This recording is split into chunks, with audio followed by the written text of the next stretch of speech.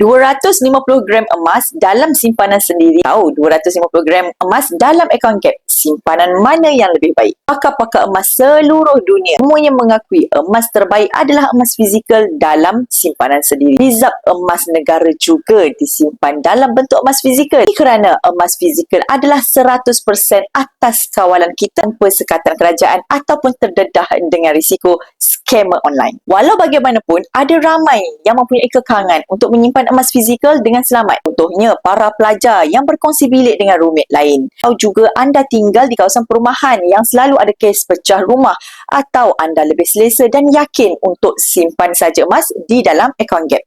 Jadi, untuk golongan ini, simpanan dalam akaun Gap adalah pilihan yang terbaik. Jadi, mana yang lebih baik? Bergantung kepada keadaan penyimpan emas itu sendiri. Penting adalah anda sudah mula simpan dan ada simpanan dalam bentuk aset emas. Bagi yang sudah sedia untuk mulakan tabungan emas, boleh isi beg biru sign up bawah ni untuk saya guide daftar akaun emas Public Gold sesuai dengan bajet dan matlamat anda.